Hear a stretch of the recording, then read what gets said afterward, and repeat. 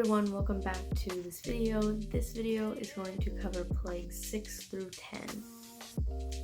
Enjoy. Moving on to the 6th plague. They don't even talk to Pharaoh at the beginning of this one. God tells Moses and Aaron, take up some soot from the kiln. You throw it up in front of Pharaoh like then the dust spread all throughout the land and it turned into boils on people's skin, which is like nasty, scabby zits. So, dust, boils, nasty.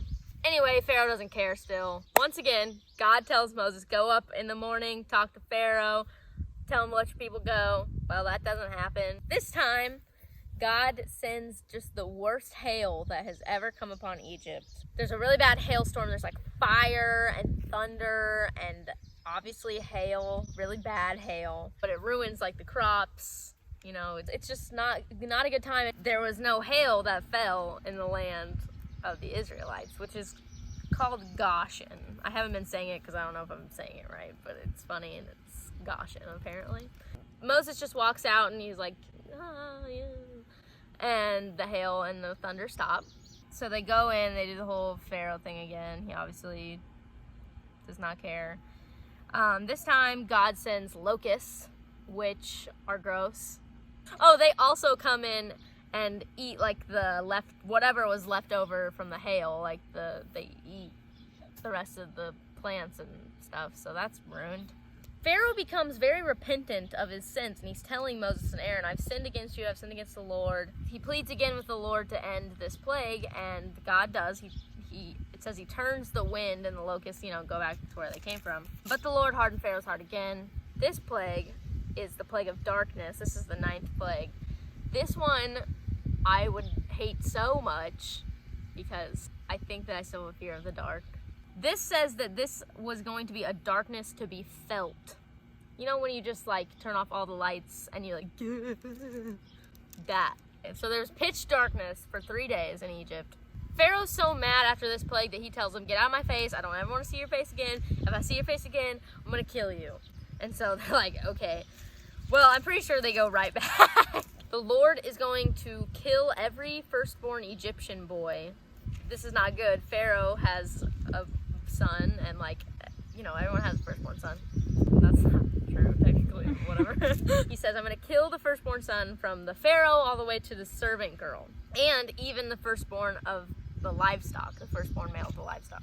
In order for the Israelites to not be affected by this plague, they were given the gift of Passover, which, let me tell you, is how God differentiated between the Israelite houses and the Egyptian houses. So what they did was they would sacrifice a lamb, and they took the lamb's blood and painted it over their doorpost, and the angel of death would pass over their house. The angel of death passes over at midnight, and it said that there were cries heard throughout Egypt. Pharaoh's firstborn son dies, and a lot of people's firstborn son dies. It says there was not a family that wasn't affected by this plague. Pharaoh calls in Moses and Aaron to come to the palace, I guess. And he's like, I'm so mad at you. My firstborn son is dead. I can't believe you've done this. Get out, go, just leave everything. I realize now that this is God, and leave. And this is really interesting. He says, take your flocks and your herds and everything you have and be gone. And he asks them to bless him. He says, and bless me also. So he's like, leave, but think of me. And those are the plagues. That's a pretty awful end to the story. Well, not for the Israelites. For the Egyptians, it's pretty bad. But for the Israelites, they're packing their stuff and they're out on account of all of the dead firstborn Egyptians. So it's definitely a win-lose, but God had to do it to prove to the Egyptians that he was the Lord of it all.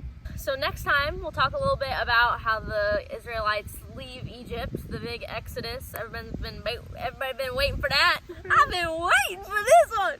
Turn it up. And then it's like Moses Thank you for joining us on this beautiful day in Missouri. I hope you enjoyed this story. Go read it for yourself. It's way cooler than how I present it sometimes.